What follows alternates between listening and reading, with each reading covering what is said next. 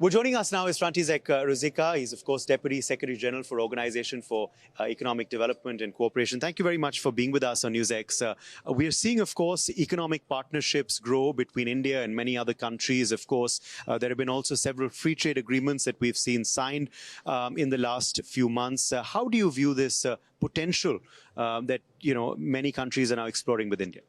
I think that there is a huge potential, and of course we see it in the OECD as well. And I have not only participated at this very important and interesting forum, that is organized by, and I congratulate India for, but also in the bilateral discussions with my Indian partners. And we're discussing the different aspects of the cooperation, starting with a cooperation, for example, looking at the investment environment and how to assist from the OECD, to create the environment for investors that is conducive to attract more investments from other countries, but also that is conducive to bring the Indian investments to other countries as well. Then, of course, we are looking at the capacity building and institutional aspects. There are the discussions about the economic survey of India, where we could look at the whole complexity of the Indian economy, and to look at the position of the small medium enterprises, how to help these enterprises, to get better access to the digital technologies, how to get the better access to the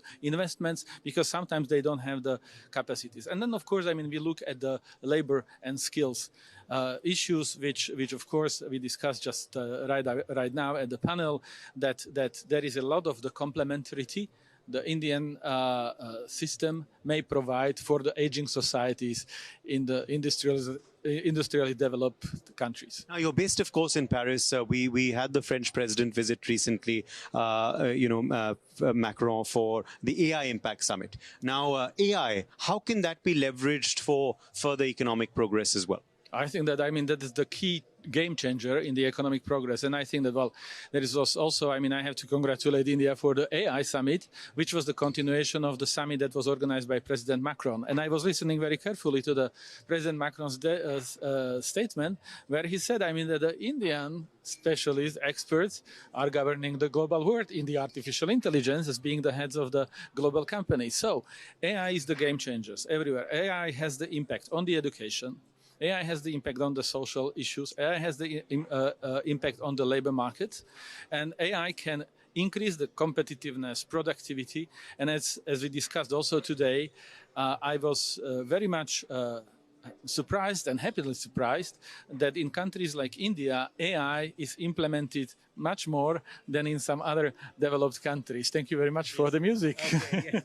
My final question to you is on the Middle East conflict, because we are seeing it continue, of course. Do you believe that could also now have an economic impact on certain countries, because we're going to see oil prices rise if it continues for a while? The Strait of Hormuz also is closed as we speak.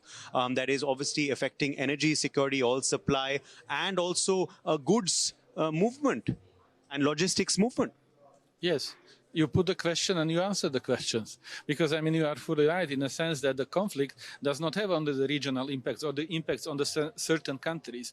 The conflict, whenever it ends, will have the impact on the total global economy. And then, of course, we are not seeing only this conflict, but there are some other conflicts that are still, like the conflict in Ukraine, that altogether will bring the new geography in the economic, in the global value chains, in the energy supplies, in creating the connectivities and cooperation in the economic and trade sphere. And of course, we would like to help end these conflicts as soon as they can, because more we go, the more we create the bigger impact on the economies, including the countries like India. Thank you very much, sir. Thank you. Thank you very much. With journalist Dinesh Uday Pratap Singh in Delhi, NewsX.